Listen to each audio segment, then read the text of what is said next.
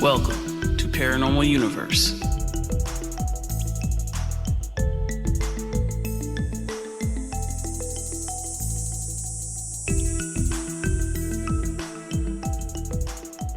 Hello and welcome to Paranormal Universe.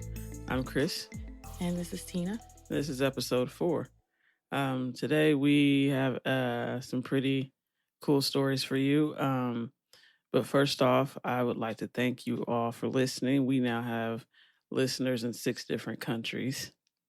That's exciting. Are you excited? Yes, very much so. That's amazing. That's crazy. I didn't expect that to happen so soon. So thank you all for tuning in and listening. Thank you for your reviews. Thank you for your downloads. You guys are awesome. Thank you. Thank you. Yeah, so my mom called me last week. Actually, it wasn't last week. It was what day was it? Yeah, it was last week. My mom called me after hearing our episode about the alien and the jinn, and she had this theory. I didn't think she would entertain the thought of aliens, but she had this theory that she shot at me. She told me that maybe she was possibly abducted. And even though she was gone for an hour and a half, let's just say 2 hours, she said that she reminded me about that movie. Did you ever see that movie, Flight of the Navigator? No, I did not. It's from the 80s. It's a really old movie. I loved that movie when I was a kid. I actually have it. I'm going to make you watch it. Reese watched it. He loved it. But yeah, this kid, he gets abducted by an alien.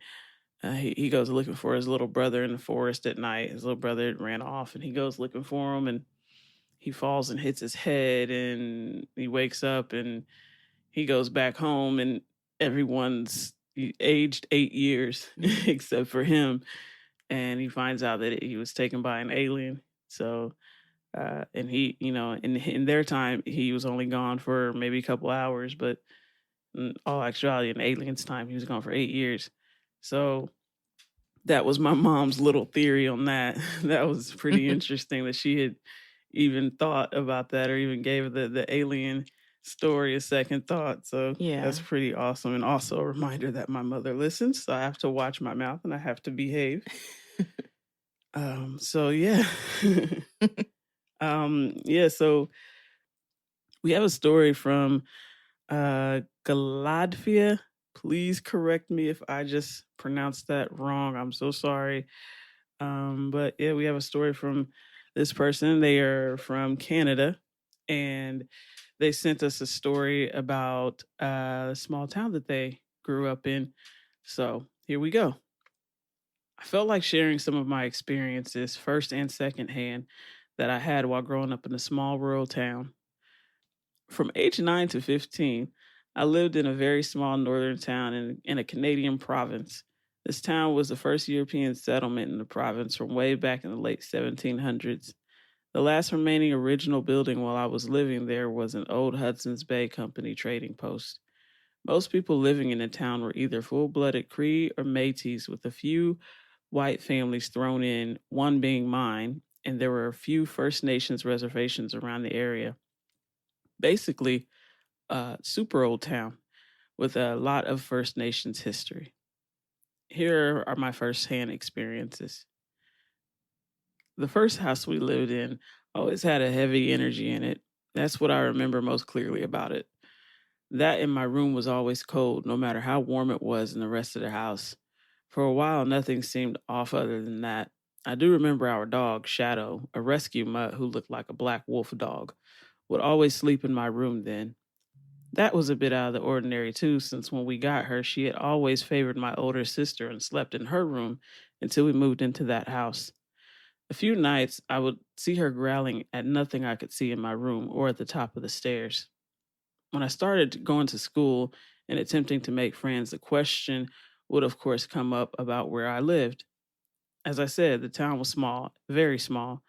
In the town and surrounding area, there were maybe 500 people. The junior high/high school had a whopping 75 kids. So I mentioned the house and the kids would be like, that place is haunted. Someone had mentioned that their aunt used to live there and would keep a mirror at the top of the stairs to the basement to keep the bad spirits away. Uh, Whoa. uh, can we move, Mom? I was told my mom ASAP. Nothing horribly scary happened to me that I can recall other than this one night. I woke up one night around 3 a.m. I didn't notice at first, but there was a slow rhythmic tapping that sounded like it was coming from the wall. Tap, tap, tap. I checked the window to see if I had left it open and the blinds were moving. Nothing. It was closed tight. Tap, tap, tap. I checked my stereo. This was long enough ago that it still had one of those extendable metal antenna to see if that was vibrating for some reason and the antenna was hitting the wall. Nope. Tap, tap, tap. Now completely perplexed, I decided to get up and have a better look around my room. As soon as I sat up, the tapping increased in speed and aggression. Tap, tap, tap, tap, tap, tap. Startled, I laid back down. Tap, tap, tap.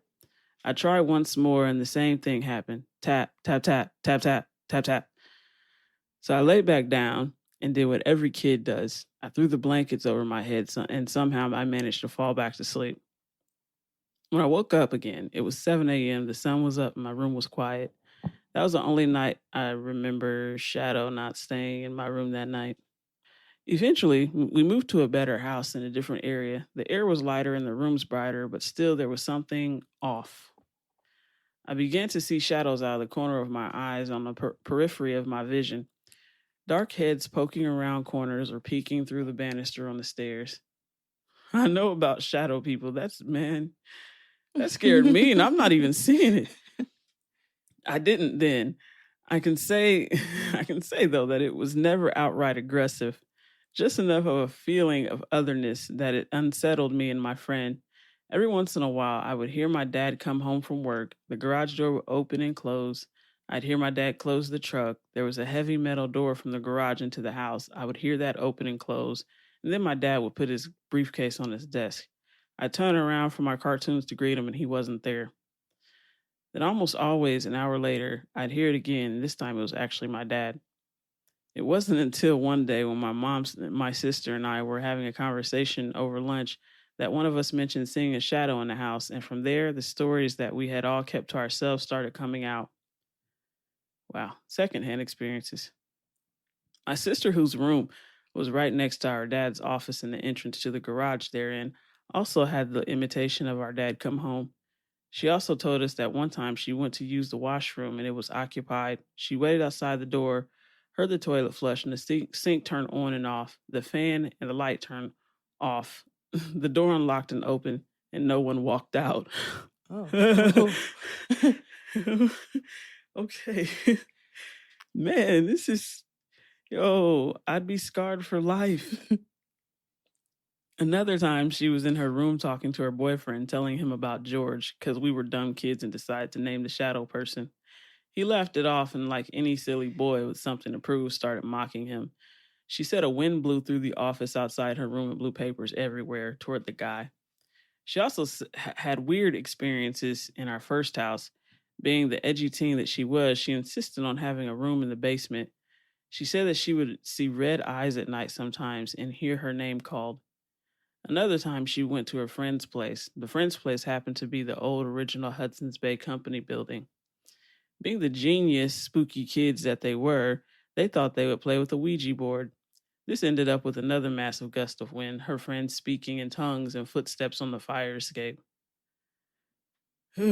Okay, so she's got some third-hand accounts.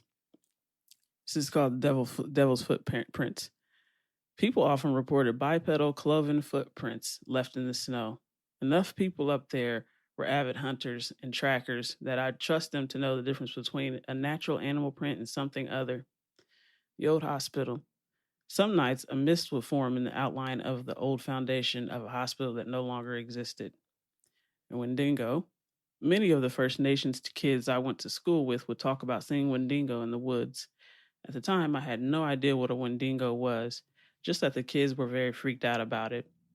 That's what I remember from about 20 years ago in rural Canada. Hope you enjoyed my stories. Now, what is a Wendigo? It's a good question, and I think we should do a story on those. Um, I have a small idea, but it's not Wendigo, it's Wendigo. I actually mispronounced that. Uh, it is a mythological creature or evil spirit from the folklore of the First Nations tribes based in the northern forests of Nova Scotia, the east coast of Canada, Great Lakes region of Canada, and the United States. The Wendigo is described as a monster with some characteristics of a human or as a spirit who has possessed a human being and made them become monstrous. Its influence is said to invoke acts of murders, insatiable greed, cannibalism, and the cultural taboos against such behaviors. Okay.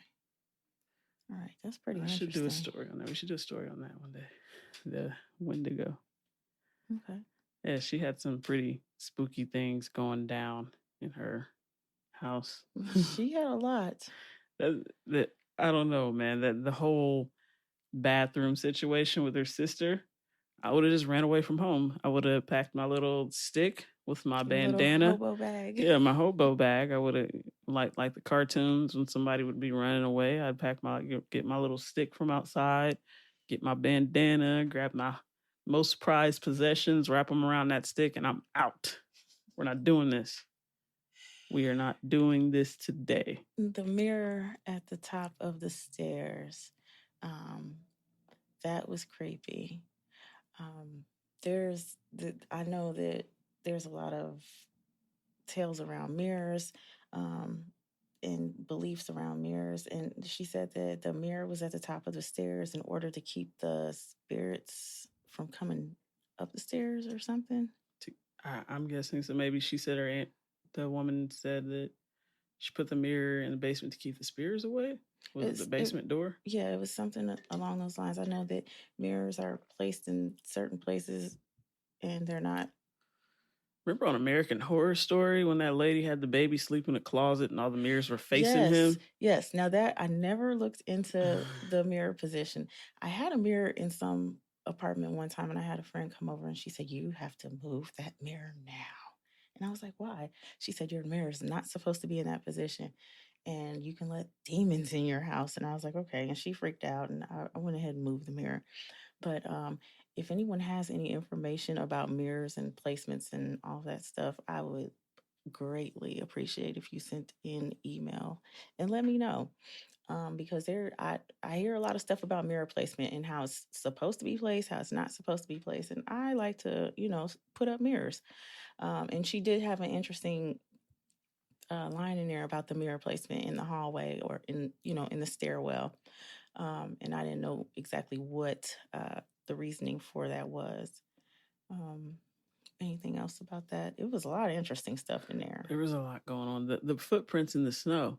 I told you about the footprints at my mom's, have I? Mm-hmm. Yeah, it snowed outside. This was before she remodeled the house. So we had where that big room is now. It used to be a deck. Mm-hmm. It used to be a deck. It wasn't as big as that room, but it was a pretty long deck. And you walk on the deck and you step into the yard, and we were standing on the deck one day and looked out into the yard, and I was like, "Mom, how did the deer get in our backyard?" Because I just saw footprints that looked like it could have been, an animal of some sort, and they were big footprints. They weren't rabbit prints, so I was just assuming it was a deer. And we walk over. My mom's yard is completely fenced in, completely. We walk over to the footprints, and it doesn't look like 4 sets of prints were going. It looked like 2, and they looked like hooves, and that was freaky. It freaked both of us out. I had no clue what that was all about, but it legitimately looked like it was walking on 2 feet. Mm-hmm.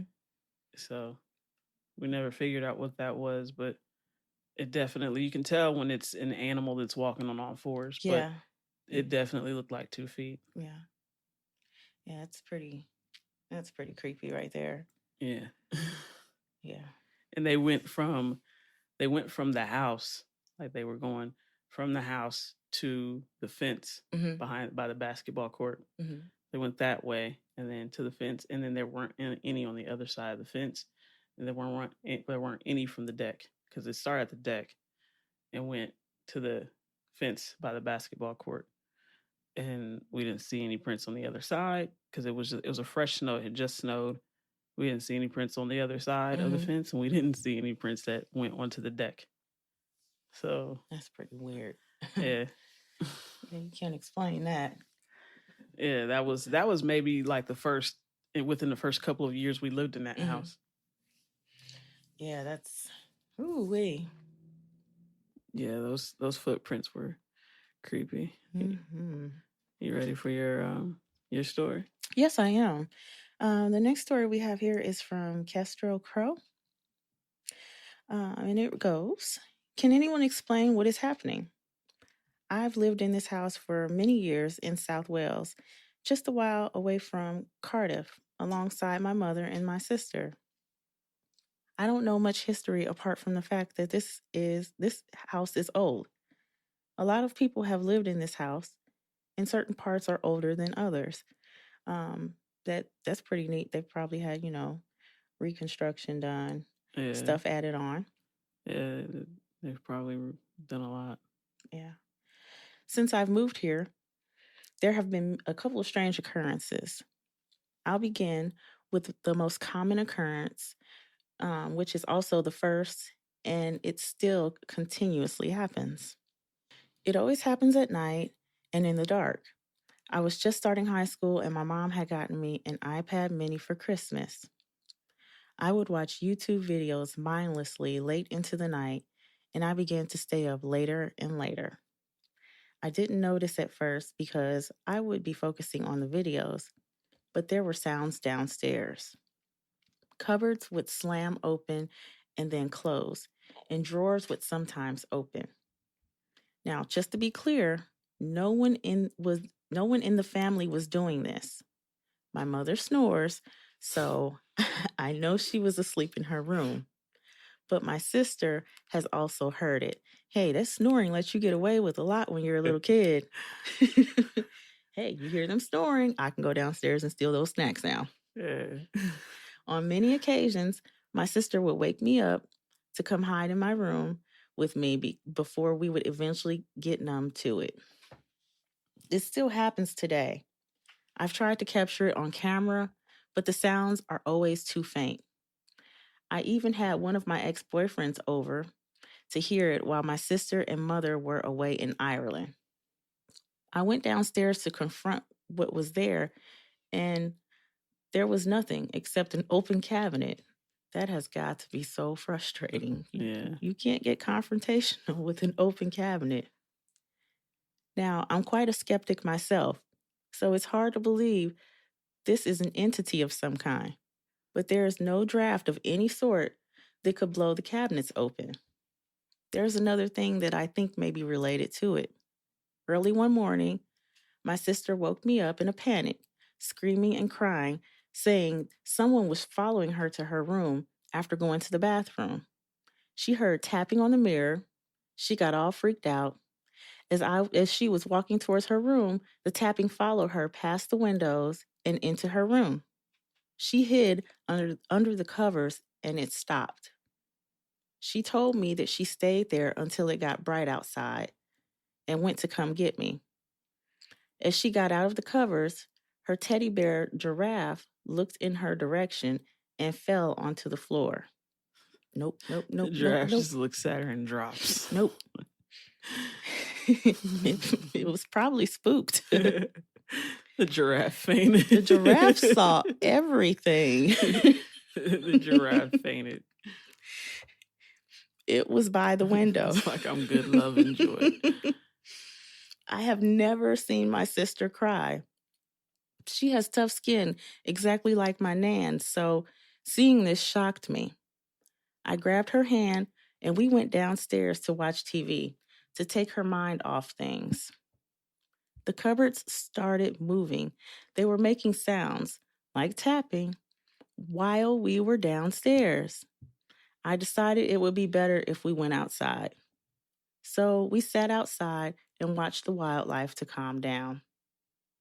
I know my sister wouldn't have made this up for attention, especially after I'd heard it too. We have both since gotten used to it, but I want an explanation. Has someone encountered something similar? Is it a natural occurrence? I may have to do some research and update you later. Thank you for listening to my story. Yikes.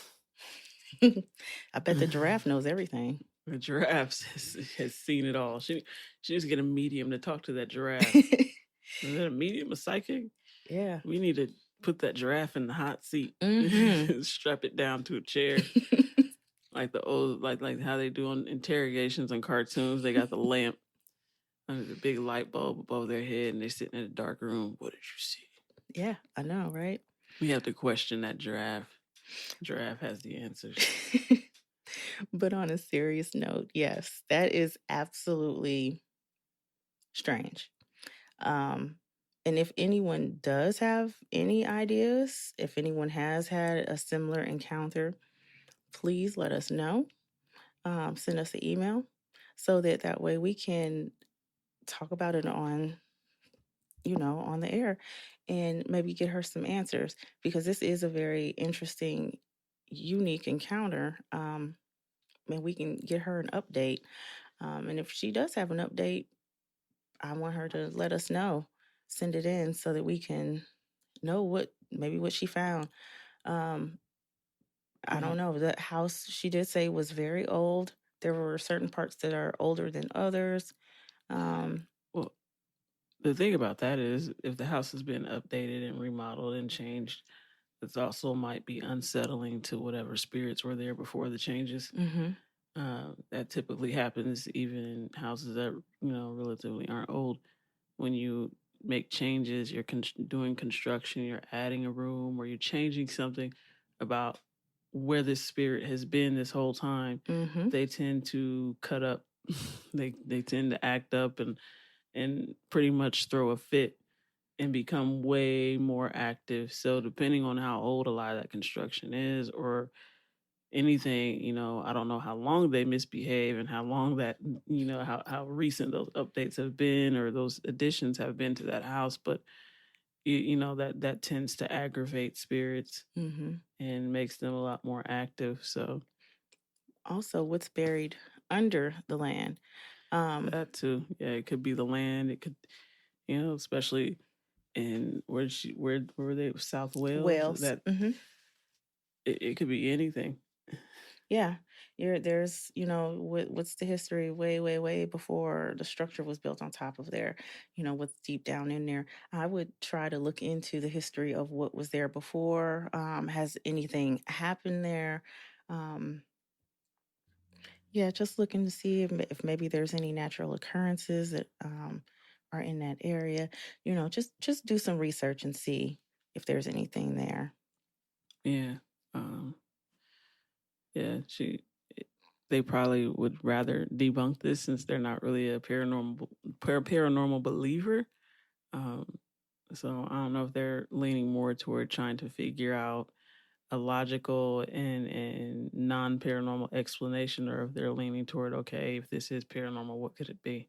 Right. So yeah, they just try to, I guess, do some research and see what you can come up with. If anybody has had anything similar to this happen to them, please let us know. And yeah, we'll see if we can help you figure it out. Absolutely. Yeah. Yes. So that was an interesting story. I like hearing about things from overseas and whatnot. It's different hearing about things locally in the U.S. I like hearing about other countries and things that people experience in different places. So yeah, you got anything you want to add to this? No, I don't. I enjoy also hearing about things overseas as well. Okay, cool. Well, I guess it's a wrap on episode 4.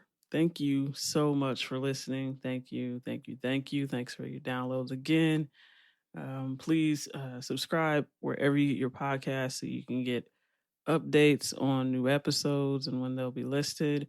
Make sure you rate and review us. That helps us a lot. Also, you can follow us on Instagram at Paranormal Universe Podcast. That will also be in our episode description, so you don't have to keep trying to rewind to hear what I just said. Also, you can email us your stories at paranormaluniverse@gmail.com. Tina, you got anything for them? Thanks for listening and keep sending in your stories. All right, thank you, and be safe.